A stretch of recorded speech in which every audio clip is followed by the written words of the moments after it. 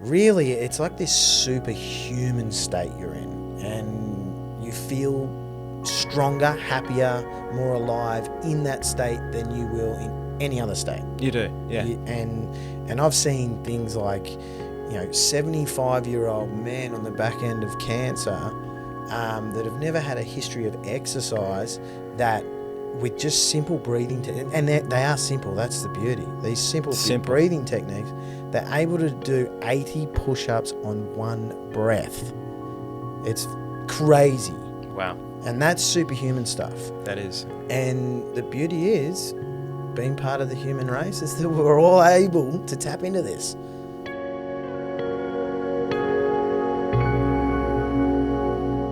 Damien, thanks for coming in, mate. I'm so looking forward to this. I'm ready. Oh, awesome. I'm so glad you're ready. Mate, I think we met due to my love of cold water and breathing. Yeah. So I'd love to, we want to go into, you obviously head up the Better Everyday project, which is helping people to not only survive, but thrive, right? Yes. High performance athletes, business people, to really go to that next level in their head, right? Yeah. Let's go explain what you do and how you got there, but we're also heading towards why I wanted to bring you in, is that you ran me through what you'd call the Wim Hof Method of breathing combined with cold water therapy. If you don't know who Wim Hof is, he's all over the internet. Check him out. He's a crazy Dutchman. He is. Yeah, that's changing the game, which is really fascinating. Changing the game. And why this is so interesting for me is that obviously I run this podcast, everybody knows, and I have benefited from going deeper into what my body can do to not only overcome disease, but live a life not hindered by disease. I'm not entirely there yet. 15 years ago, my wife and I, we knew we had to do something. I was on the couch all day, every day, couldn't get up, suffering with Crohn's disease, which I've been diagnosed since 12, chronic pain, and this was soon after we got married. Yeah. Right? We got married. Actually, it was a couple of years. I couldn't stand on my wedding day. Wow. And a couple of years after that, my health just declined. And so she was going out, earning the money and doing everything at home. And obviously, we weren't getting any real answers from the conventional medical field. Although, as we've said, I'm not against that because I wouldn't be alive. I've had a number of surgeries to remove an abscess and stuff like that from the bowel, remove a bit of bowel, all that stuff. So we wouldn't be alive. You probably wouldn't be here today because of conventional medicine. But as we've been talking about, there's only so much, and it's often like an intervention that is used to kind of get us out of a really diseased state to get us to a state of kind of default, or I can do life and I can survive. Surviving. Yeah. But what you do is help people to thrive. Yes. Through the mind, through a mindset first. And I find that so important for people that are living with chronic disease and pain. That's where it starts. Yeah, it's very true. So to answer your question, what is Better Every Day? The Better Every Day project is originally was a philosophy around challenging this human conditioning around everything needs to be perfect. And I've been helping leaders be better at their jobs, whether it's sport or CEOs, from a human psychology point of view for about 15 years. And, this idea of perfection is stopping people from really knowing themselves and stepping into the light because they're so fearful of failure. And so Better Every Day was a philosophy around 1% every day, look at getting better so you learn from your failures. And we were helping people to focus on that and not wear failure down. And so this philosophy 2 years ago turned into a commercial business that now we consult to some of the leading global brands on the planet, helping their leaders keep focused, stay on track, be motivated and inspired. Mate, that's huge. When you talk about those 1%, or even just the whole concept of better every day, the 1%, better. That for me, I remember taking a drive up the mountains when I was starting this podcast a couple of months ago, and just my wife is used to me kind of going on a spiel about what's coming out of here, and what I really want to do with the podcast. And it was like this concept of we often don't, we're looking for a magic pill, the cure. Yeah, the cure. Right? And if it's not the cure, if it's not the 100%, like this take this pill and it's going to solve all my problems, then it's almost like there's this reluctance to kind of do the 1%, 2%, little things, tweaks in our life to bring about a eventual 20%, 30%, 50%, 80% improve in our bodies and our health state, right? Yeah. So we don't do those little things. And it's interesting. What we're talking about today is breathing. Yeah. Very we're basic. Talking about breathing. All right? And where we're going with this, we're going to do an exercise later, right? Yeah. You took me through the process a couple of weeks ago. We're going to talk about my experience.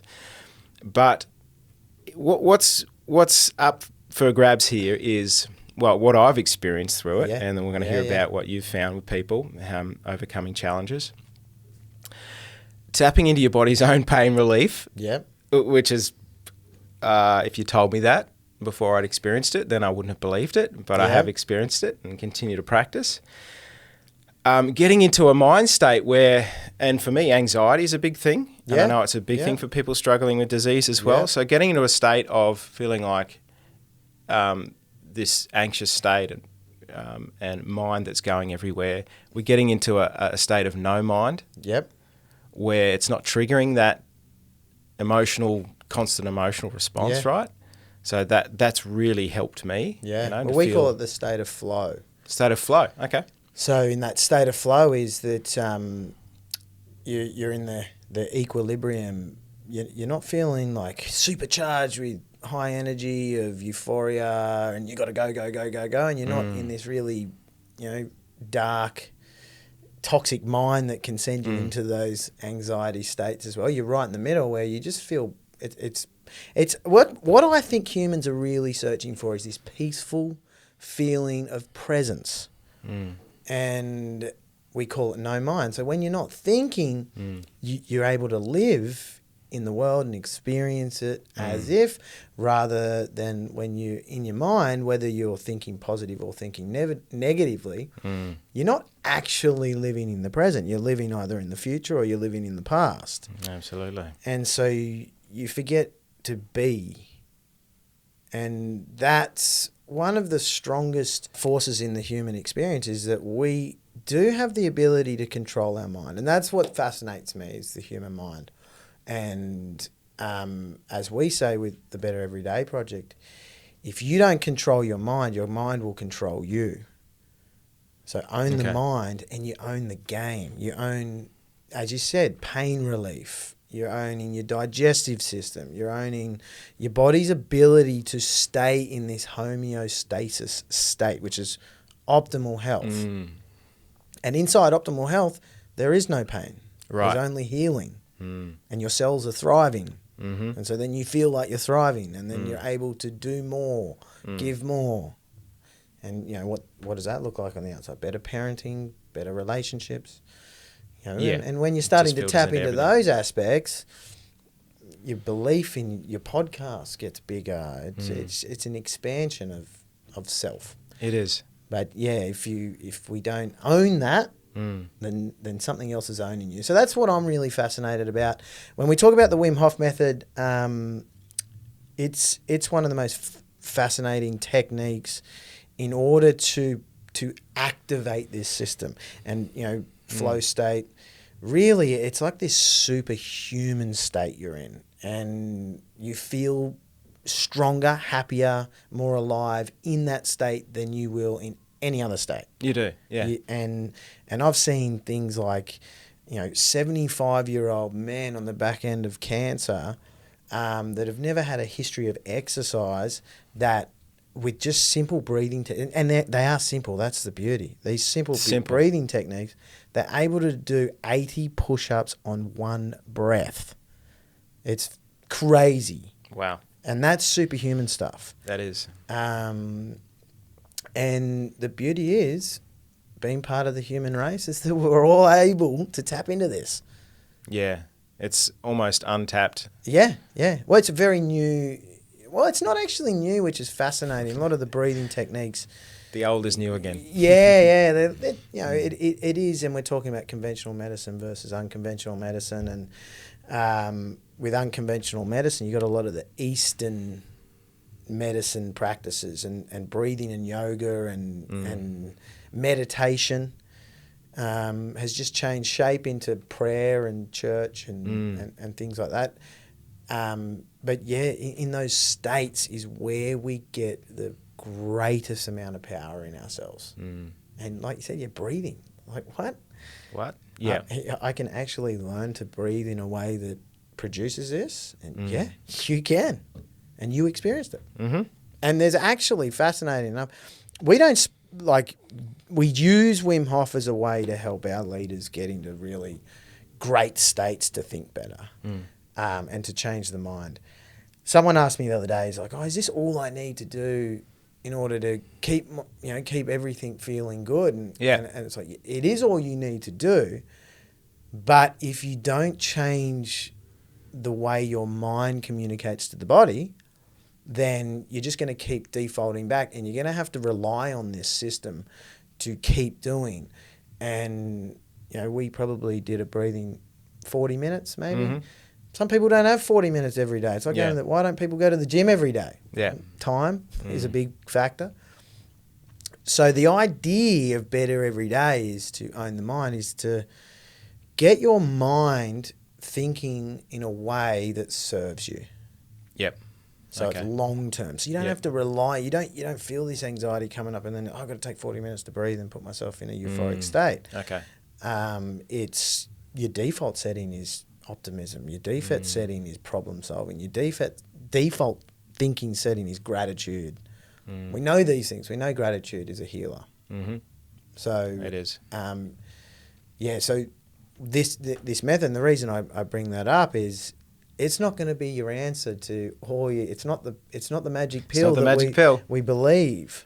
But it's an awesome. It's awesome. And I've seen people diagnosed with terminal cancer heal themselves. Wow. When you reached out to me around chronic pain, it was just it interests me to go, okay, I like to find people that was like, does this work on them too? Does this work? And everyone we come across, it does. So it's a fascinating thing. How long will it last? That's this weird dichotomy where I believe that you got to get inside the mind. If you don't get inside the way your mind is producing this chemistry as a default setting, you're just going to keep reverting back. So, has your pain completely healed? No.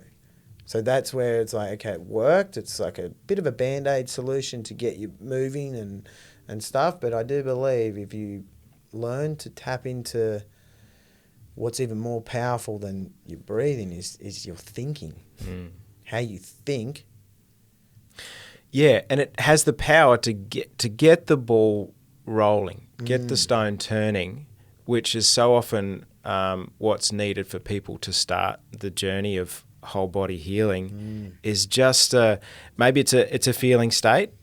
It's a 20-minute feeling state every day that it keeps extending.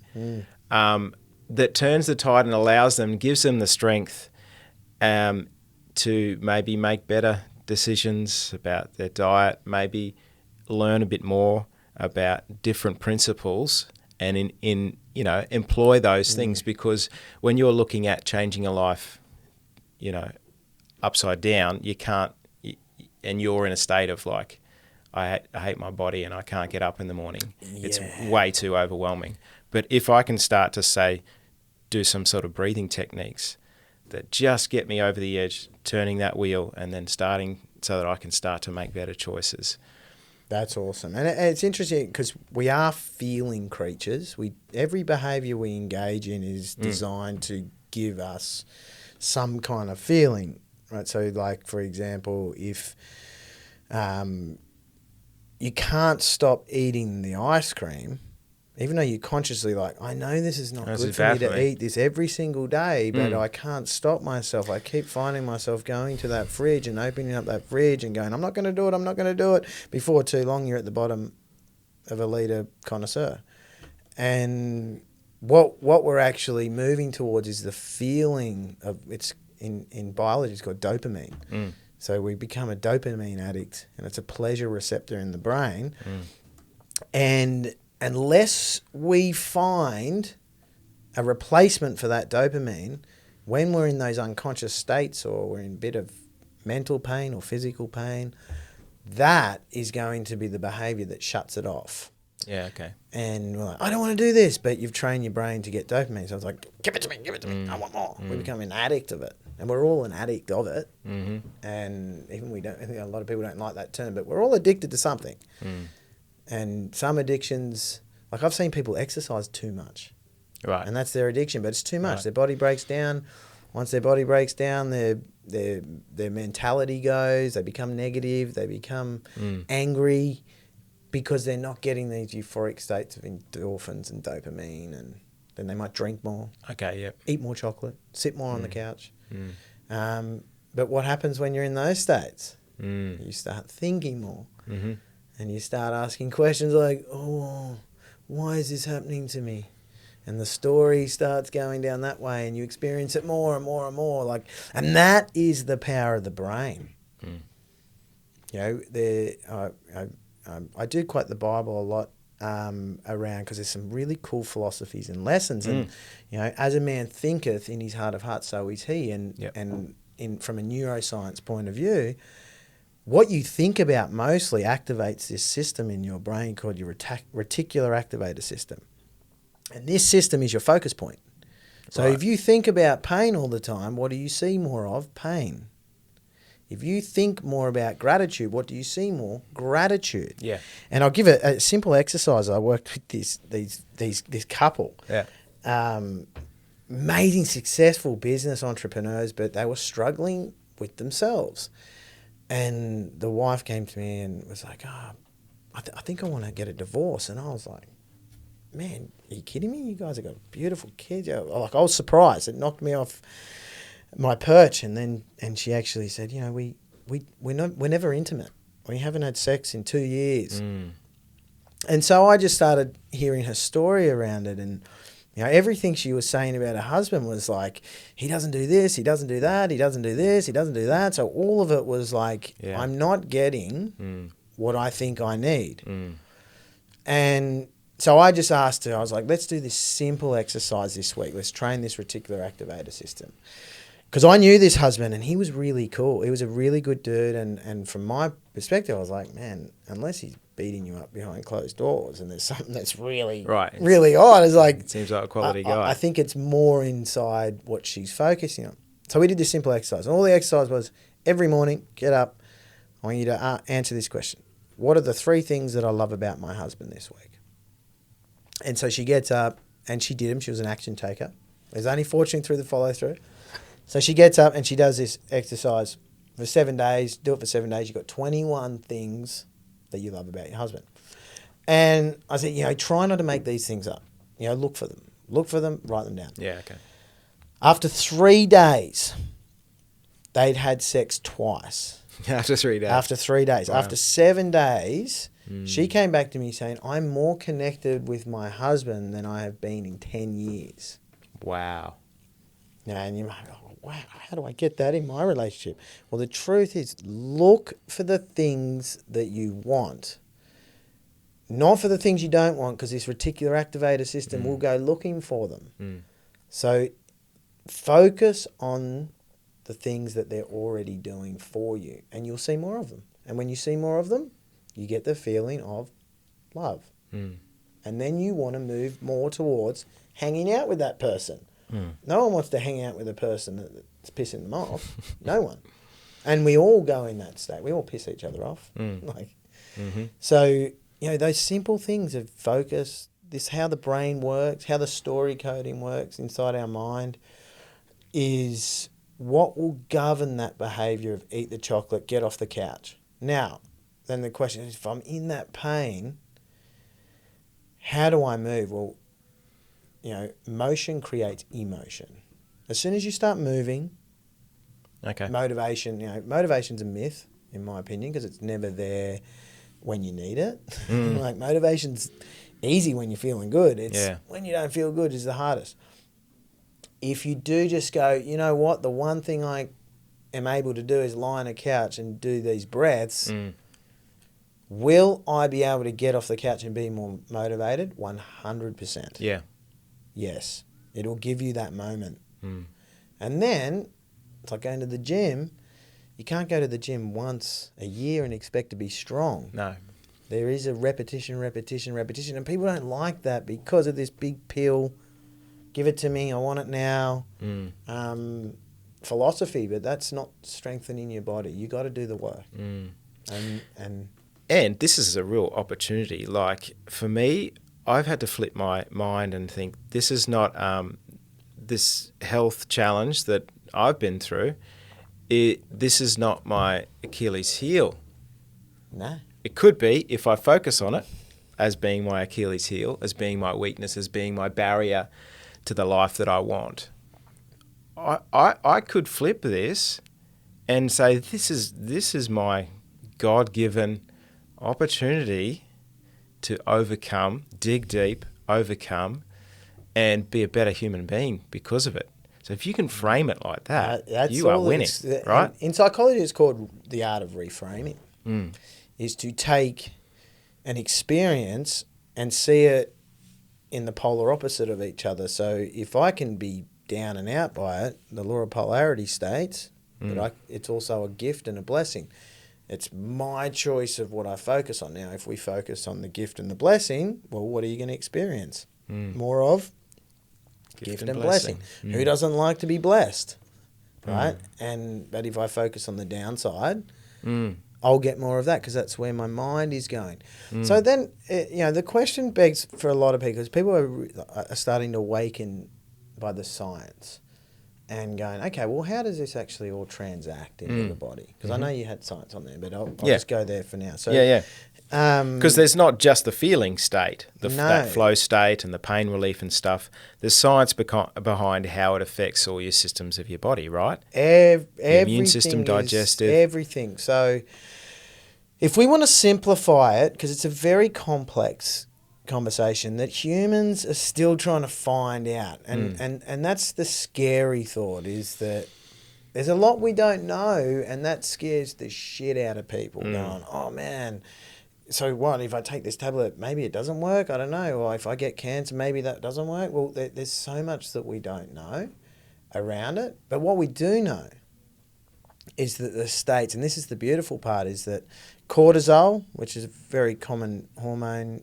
Stress hormone that people know now. And cortisol is a system that serves the body only if, like, you need to survive and act real quick, like a lion's chasing you and you're going to die. Or, in earlier days now, if someone's in your house, they're breaking into your house, you need this system. It's going to really help you react very fast. Well, there's actually 5 reactions from it. There's flight, freeze, feed, there's breed, but it's FUCK, I don't know. And what have I said? Fight, freeze, flee, fuck, and freeze it. I'm missing one. Yeah. Anyway, we're either going to run, fright, we're going to turn or out flight. I missed flight. So you're going to run. And so it's a really good system. Now, the downside of this system is that when it's in our blood system, 7 seconds of having cortisol in your system, your IQ, so your ability to think rationally, halves. Yes. So okay. right now, I experienced that. Yeah. Entirely. So if you got brain fog, we talked about this. That's too much cortisol. It's too much inflammation. And so many people have, Damian, that are in this health. Because I think cortisol is the biggest killer on the planet. Right.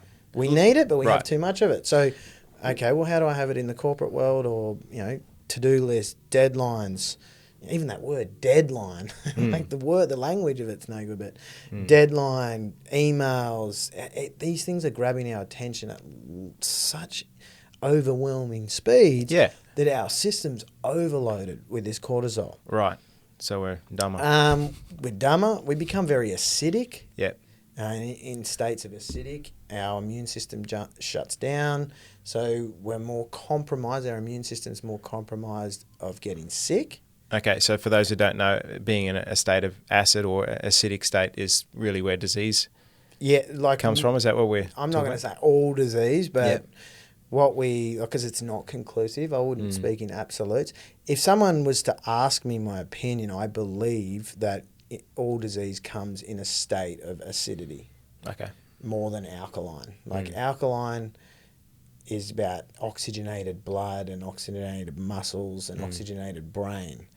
If you think of the gas oxygen, well, without that one ingredient, none of us exist. Right. Every cell in our body is now dead. Mm-hmm. So oxygen is needed. It's not like, and then water's the next one, right? We're made of 75% of water. Cortisol takes all the oxygen and the water out of the cells. So we shut down. All the blood moves to the outsides. Mm-hmm. We get the pins and needle feeling. Yep. So if all the blood's on the outside of our hands and our feet, then it's not in our brain and it's not in our digestive system and it's moving away from the heart. Why does the body do that? Because it thinks it needs to fight. So it needs all its blood in the areas that's going to keep it surviving. If I need to fight, run, flee, feed, or fuck. Versus when I'm in a homeostasis state where I feel my best, all the digestion goes back to the middle, oxygenates the digestive system, the heart, and I don't need it as much in my outer limbs. Okay. And so all the oxygen is very rich in the center of our bodies and not as rich on the outside of our bodies. Beautiful. Okay. That explains that. So how do these breathing techniques help to induce this? Great question. What's happening? So what we're training here is called your autonomic nervous system.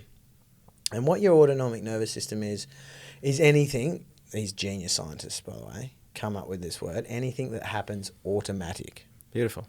So autonomic nervous system, your heart rate, your digestive system, how your cells grow and die, how your neurons fire and go through your body, is happening all automatically. You don't have to ask for it. Yep. Okay. It just does it. Okay, that's the autonomic. Okay. So the only thing that we have conscious control over is the way that we breathe. Now, breathing is the only behavior attached to that system that is voluntary and involuntary, meaning you don't have to think about breathing. Okay. You're just going to do it. But you can think about it. And what we've learned around breathing techniques to the nervous system is it is the gateway to influence the rest of this system. So the breathing unlocks it. Okay. Because you can consciously breathe. So, for example, if a car's about to hit you and it comes at you, all of us are going to take a breath in. And that breath in and that short, sharp breath is influencing this nervous system. If we're with our kids and you're playing with them and I love you so much. It's like this exhale, like, I love you so much. And I'm influencing my nervous system in that space. Yep. And then the question comes, okay, well, if I consciously start managing the way that I breathe, then can I influence the chemistry that's produced from this system? And the answer is yes. And how do we know? And this is where the personal thing is. Feeling is experience. You got to experience it to go, whoa, I am feeling amazing. People come up with different words. I feel happy. I feel excited. I feel love. I feel, and then you can feel myself. What's your mind doing? Well, I'm not thinking. So My that's mind's no mind. That's the goal. experiencing. Yeah. And right now, the thinking is not overriding this system to go, I'm in anxious stress mode or I'm in sleep mode. Right? Some people come to us and they just want to, they just got no motivation. So what that's telling us about this nervous system is you're just conditioned to this. So there's the autonomic nervous system. There's 2 points. There's a brake and then there's a gas pedal. The brake is called the parasympathetic nervous system. The gas pedal is called the sympathetic nervous system. Okay. In the parasympathetic nervous system, we're in rest, sleep. That is where healing lives. Okay. In the sympathetic state, we've got action and getting things done and a lot of energy. So if you're too conditioned on this sympathetic, you're prone to anxiety. You're always tense. As soon as you try and go to rest, you feel awkward, which you might be sitting there trying to sleep going, I can't sleep, my mind doesn't stop. I'm up and down and wake up badly. Well, that's just an indicator that you're too conditioned for this sympathetic state. Versus, I can't get off the couch, I can't do anything, I never get anything done.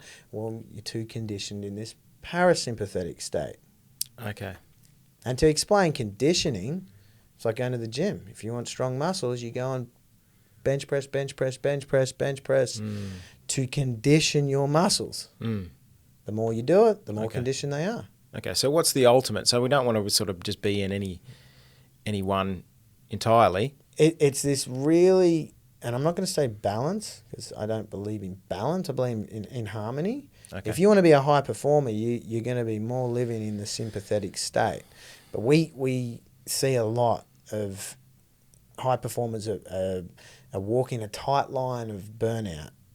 It's like going to the gym and pushing yourself and to the point you could drop the weight on yourself. If you drop the weight on yourself, you're probably not coming back tomorrow. And this is what happens with high performers, is learning where is that limit for me, and don't go beyond it. Don't go too far beyond it. Don't put 200 kilos on a bench press when you know you can only lift 50.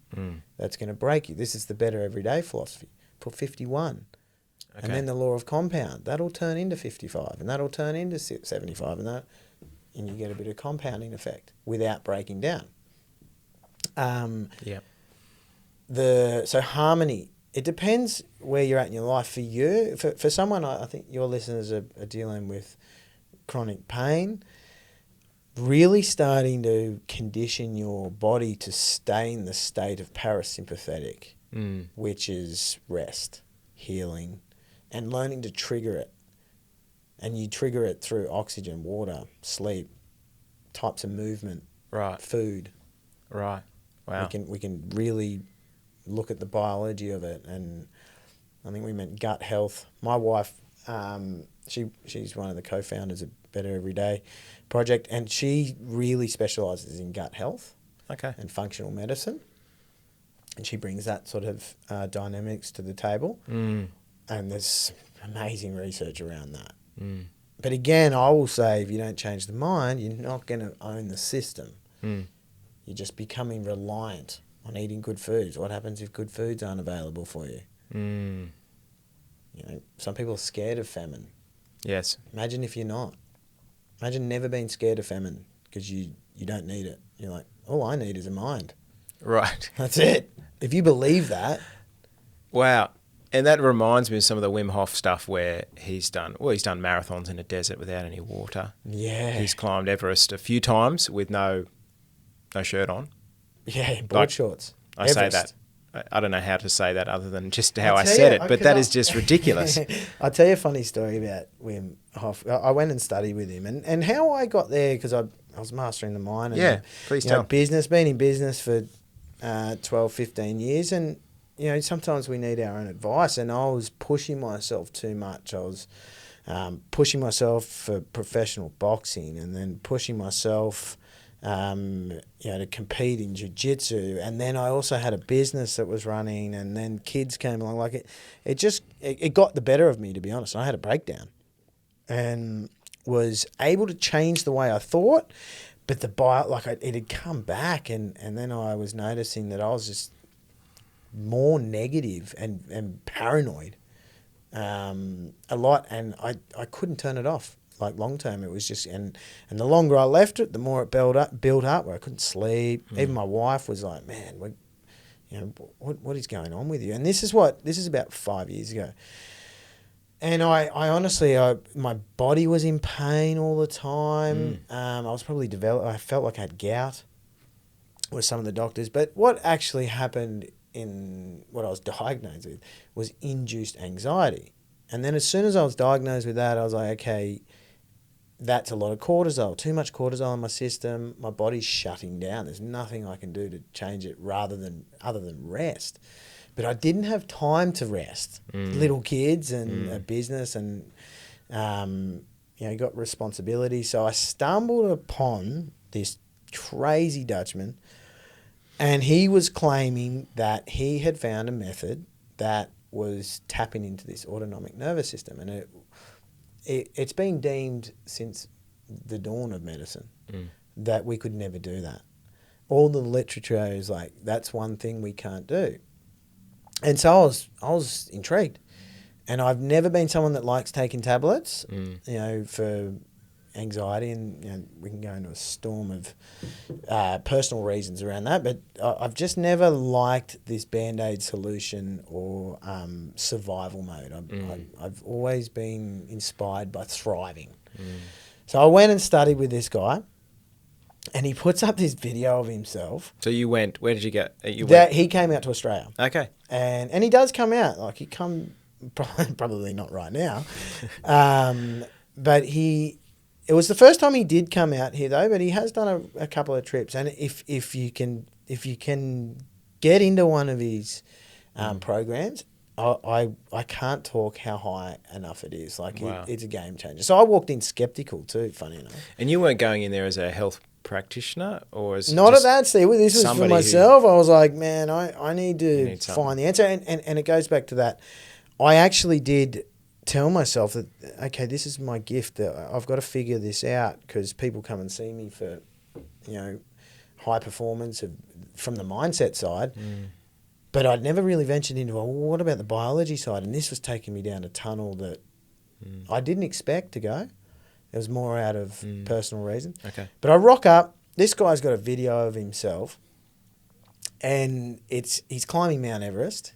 You can't really see him because he's got like the GoPro on his head, and it's by himself. No GPS, nothing. Like, this is a dude just climbing Mount Everest, and it's like really, really misty. So you can't see anything. It looks like a whiteout.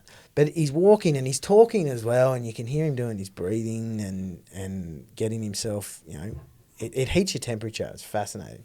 What does? The breathing? The breathing, yeah. And so he's doing it, walking up, and then he comes across this group of about 20 people that are like full-on suited up, wearing like, the proper thermals, the headgear, the oxygen tanks. And he sort of comes across these guys, and they're taking, and then he shows you the photos that they took of him. And as he's coming out, it looks like, because he's got long hair and a beard. So these dudes are on like Mount Everest, right? Imagine this guy in board shorts. It just sort of comes out of this whiteout mist looking like Jesus. He dead set looked like that. Long hair. You could just see this shadow. And I could just imagine those other climbers just like, am I dead? Like, have I just died and have I gotten to heaven? I didn't realise it. Yeah. That this guy's come out in board shorts. So, he's climbed Mount Everest in board shorts. He takes expeditions where he does this as well. And, some of the results this guy gets, like, and it's instant, right? Like, I walked in there being probably battling, in hindsight, for 18 months. But I wasn't, my idea was, I don't have anxiety. It can't be anxiety. I actually thought the thought was that I was sick, like cancer or something was happening. And that's where my focus went. And that made me even more anxious, right? Like, I'm like, when are they going to find it? And having access to some pretty cool doctors that we've worked with, they were testing my body. And finally it was someone that said anxiety. Anyway, I walked into this skeptical, walked out feeling the best I'd felt ever. and had been in 5-degree water where my nickname was human thermometer because I'd get cold at the drop of a hat, where I could sit in there and control my temperature. And from that moment, and the amount of push-ups and stuff I was doing, I was hooked. I was really intrigued. Wow. So it just sent me on this really deep tunnel, and I practiced it religiously every day with cold showers for at least 6 months. But it was so instant, the shift, the way that I felt. It's like I just turned anxiety off. I went from battling for 18 months to going, it didn't exist anymore. Yeah. So I was hooked. Yeah. But now, I think you asked me the other day, do I practice it all the time? No. I breathe. I do a breathing exercise every single morning. Yeah. And there is a reason why around setting my system up for the day. And, when we're sleeping, we actually, our breathing pattern does become more parasympathetic. And I want some good energy when I get in the day. So I reset my nervous system every morning. 10 minutes. Okay. Takes 10 minutes. Right. That 10-minute ritual has what's basically taken us around the globe for consulting. Wow. That's what people really come back to us because it's efficient and it's quick. Right. Can we get an insight into what this ritual is? Yeah. Yeah. If your listeners want, we're happy to send it out. Yep. It's following the formula of health, being oxygen, water, sleep, micronutrients, and movement. Okay. You harness that in your cells, you feel awesome. So the first thing you do when you get up in the morning is you have room temperature to lukewarm water with lemon to start the system of alkalizing. Okay. And the lemon does the alkalizing. The lemon alkalizing helps, agent. Yeah. So you're just starting to compound it. So you do that first. Water with lemon. Okay. Not only does that bring you to a mindful behaviour of health and a presence, what we actually get our clients to do as well is to turn your smell on too. It's a great sense to get you present. And so you smell the lemon and you sort of have 30-second moment of drinking 500 mils, 250 to 500 mils. Basically, we should be clear. Then we start breathing techniques, and there's so many of them you can do. Wim Hof is my favourite, personally. It's fast, it's intense. But like everything, there's an upside, there's also a downside. If you do too much of it and you stimulate your nervous system too much, then you're actually going to cause yourself anxiety and you can't switch off. So it's really important to connect with your body. Good. Yep. How do I feel right now? If I'm ready to go, it'd be a different breathing technique. But with the Wim Hof, 3 rounds, 30 breaths. Hold your breath. It just detoxifies your brain as well, alkalines your brain. And a good telltale is that you can hold your breath for long periods of time. Like I think you mentioned you held your breath for... Yeah, I've got an update. Yeah. I held my breath for 3.5 minutes the other day. 3.5 minutes. So what? 2 days what ago. that's I started telling off with like 1 minute, right? When you did it for me. Yeah, It was like I think 1 your minute, first 1.5. breath. So I normally test someone before we even start the breathing was 25 seconds, which all that's telling you is your cells aren't holding as much oxygen as they could. So what are they holding? Because they've got to have something. Well, yeah. Right? So right. What are they holding? Carbon dioxide, which is a heavier energy. Right? Like if you get in a pool, you hold your breath, you float to the top. If you breathe it out, you become heavy. Right? If you want to be motivated, being heavy ain't going to help you. Carrying 20 kilos, it's heavy. It's harder to get moving. When you feel light and you're bouncy, that's easier to do the things you need to do when you feel better, right? So when you can hold your breath for 3.5 minutes, what that's telling us is there's just so much oxygen in your cells, you don't even need to breathe. So we're just very oxygenated rich. There is a guy that challenges a lot of Wim Hof's. He's got some really good stuff as well. He wrote a book. I can't think James of his name. Nestor? No? The Oxygen Advantage. Oh, okay. No, I'm talking about really, breath, really I good. think, yeah. So he argues, and he's actually right. So our blood will generally stay at 90%. Very high oxygen rich. And it has been claimed that the Wim Hof Method will increase the blood level in your blood. And it's like, well, we don't really need that. The what level? The blood level, the oxygen level Okay. in your blood. We don't really need that. But where we do need it is in our muscles. Okay. And so the blood then gets osmosed into the oxygen and into the muscle tissue and keeps them active. The more you go, and you would have experienced this, when you can get into these like uncontrollable shakes. Shakes, yeah. Shakes. Yeah. Like your muscles are twitching with so much oxygenated energy. And by the way, when people are like, I need more energy, oxygen is energy. Oxygen gets converted to combustion, and combustion is what in science is the mitochondria between cells. It gives us our metabolism. Yeah, and that's big demo for people with autoimmune IBD. Yeah, energy is just when your gut's all messed up and operating, the energy, mate, it's just not there. you just and if your gut's not working, here's the other issue as well: is that your food that you eat doesn't become bioavailable anyway. You actually, get it out of your body without absorbing it. And that's a problem. That's where intravenous drips is very helpful. Vitamin C straight into the bloodline and all your micronutrients. You can do that. I actually did that 2 weeks ago. All right. By, I can't think of the company, but Drip IV. Okay. And they come to your house and they pump you full of micronutrients straight into your blood system. Wow. And that was cool and definitely made a difference. But, so... with Wim's method, it is about oxygenating your muscle tissue. And at the end of the day, it's your muscles that move you. Without muscle, we can't move. And then without the system to tell the muscle to move, then that muscle won't move. So then it goes all the way back, and then you can get brain injuries that shut down the parts of your brain where your fingers won't move, or it shuts that system off. So there is a gateway back to, again, and this is my opinion of the mind is the control system. Learn to control it and you learn to control the rest of the system. Okay. So there's potential power there to unlock your body at a much higher performance rate.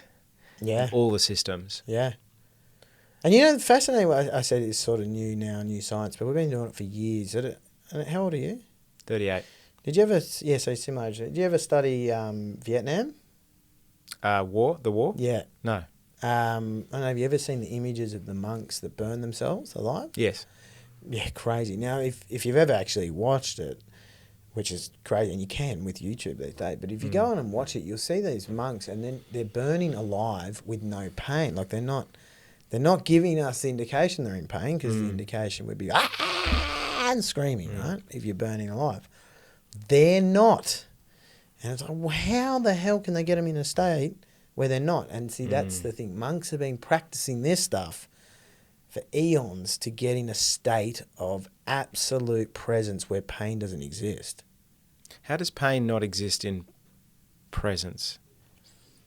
Because your mind is so in this no mind, right? Like it's euphoric. You don't think if you It's think not about that it, you can't right? feel anything though, right? Is it just how you frame it? Yeah, or? it's just they turn off. Well, the science around with the breathing, it breaks down the protons in the pain. That's why you can get in freezing cold water, and you're hypersensitive, but you don't feel the cold go deep into your bones. But you're aware that the cold's there, right? Yes. But it doesn't hurt, where if you get in there in the cold without oxygenating yourself, it feels like a vice into your bones. Yes. It hurts. Yes. And so what you're doing is your system is breaking down brown fat to keep the internal temperature at what it needs to be. So you're aware the outside temperature is cold. Yeah. And so I assume with the monks it's the same thing. They're in such a state of mind that they've learnt the ability to turn off that it's actually burning them to death. Wow. Which is crazy. And they believe to their heart of hearts, as a man thinketh in his heart of hearts, so is he. They believe in reincarnation. So death's never final. Okay. It's just part of the process. They actually believe that pain is beautiful as well. So when you believe that, you don't experience pain as suffering. So, pain's a non-negotiable part of life and growing, and growth pains. And my son had growing pains the other day. So pain's a non-negotiable, but suffering is optional. And it's how we see it, how we see the pain and go, oh my God, that's hurting. Then it intensifies. Yeah. There's somewhat of there's two things happening there. There's how we're framing the pain. So we're not framing it, okay, it's discomfort, it's there. We're not pushing it away. We're not pretending it's not there. But we're, in a sense, observing, being the observer, and Good word. And not frame, it's discomfort. But I'm going to almost be curious about it. Right? It's, be curious and become the observer. We call it the observer of your mind. Like, observe it as external thoughts. Like, there's a skill set to it as well. It sounds a bit airy-fairy, but there is a skill set. But what we're actually, when we go back, I'm really interested in biology, but oxytocin is this hormone that gives us superpower. And what we do know about the Wim Hof Method is we can biohack it. We can hack it into our system. And that's the euphoric, doing heaps of push-ups, healing hormone. Is oxytocin the love one? Love, trust, passion, purpose. Yes. That's oxytocin. So when we were doing the technique a couple of weeks ago, you talked about at this certain point where you hold and we're getting there. We're going to do that. We're going to do it, but peripherin from your adrenal glands. And you said oxytocin, to think about, which is quite interesting, is a stress hormone like cortisol, but cortisol is designed for fight and flight and stuff like that. Oxytocin is designed for life creating. So, for example, the other F word. From a anthropological state, like how we've evolved as mammals, is oxytocin is what mothers get a big surge of when they're giving birth, and you've had kids. Like it's very animalistic, to watch the pain. But it's not just the pain on the night; it's the pain for 9 months. There's so much going on that's crazy. Now, what would make a human being want to do that again? After all the pain you see, some chemical, which is oxytocin, it becomes superhuman. That when it goes through the body. And we do know that the baby should be laid skin-to-skin contacts, great oxytocin release.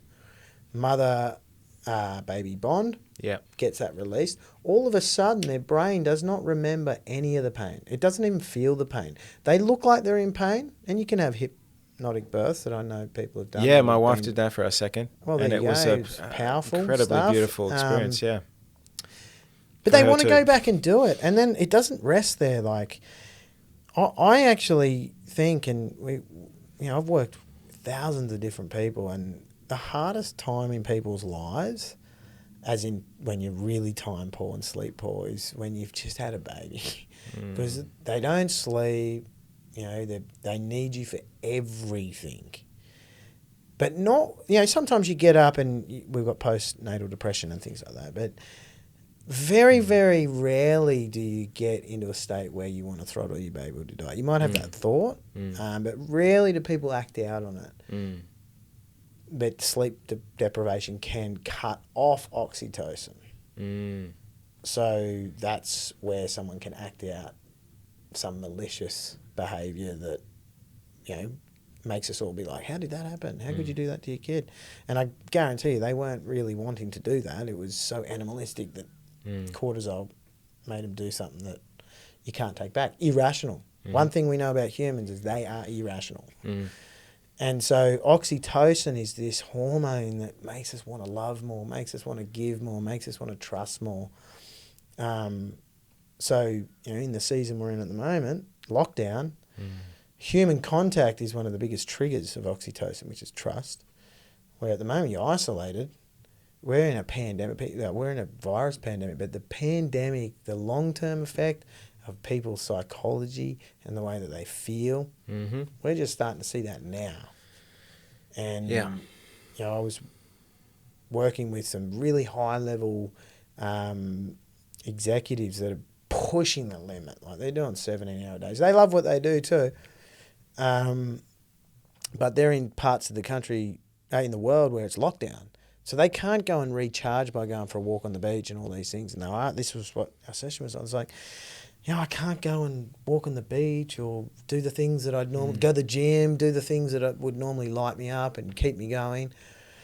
And so we're stuck in this place. But the reality is, like, when the external world doesn't look right, that's the time to go into the internal world and close your eyes and really charge yourself up mentally and physically. And the more you do that, then the external picture actually changes as well. So I always love using role models like Nelson Mandela. Look what that guy did for humanity. Now, that guy was in prison for 30 years in a cell that was, 2 by 4 meters or something. Like, you could stretch your arms across it. Where he lived for 30 years.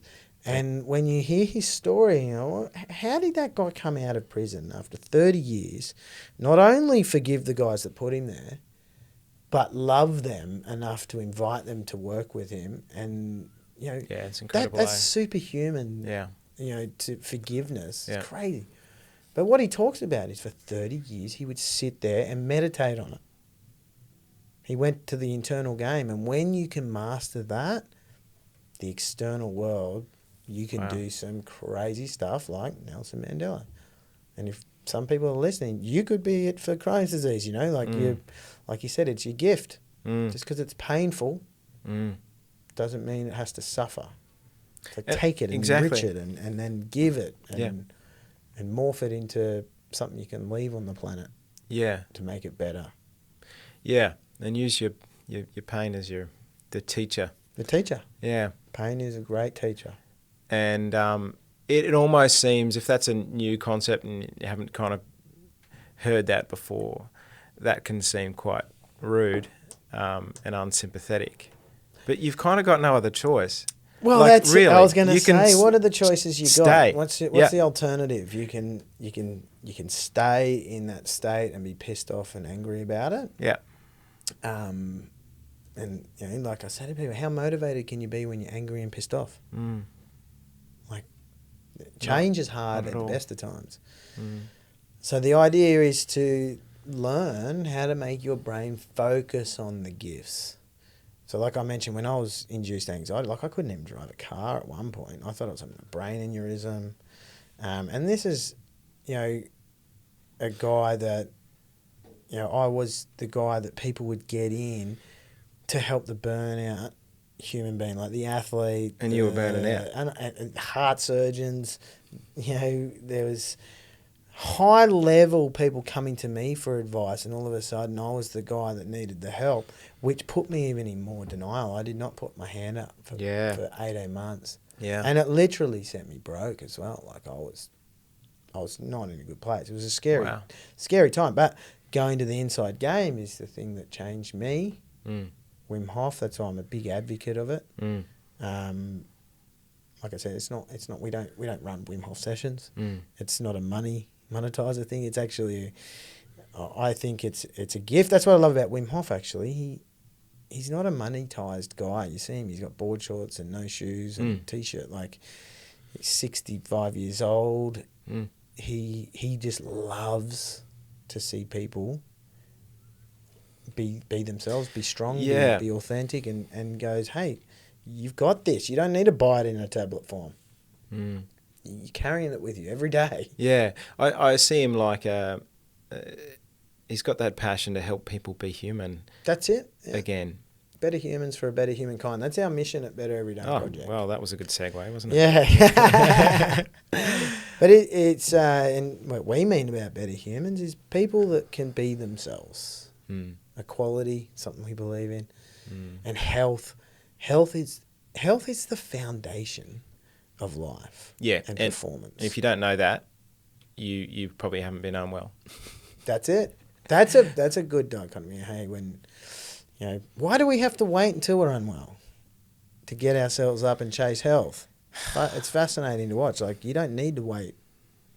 Some people are forced into it like you. You're forced. Yeah. Which... But we also don't know what's possible either. I think you're talking about, we've been taught to just survive, and if we haven't got some sort of aggravating pain or something that we know that's really wrong, we're not, we're then okay. And we're not realising that actually we're here and we could be thriving.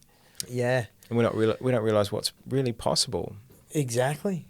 And yeah, we definitely have a limited ability of thinking from our environment. It's interesting you said pain is your best teacher, which is true. Pain is one of your best teachers, right? It brings awareness, and it does. It's like you're there. It's like a line in the sand moment. You're like, boom, shit.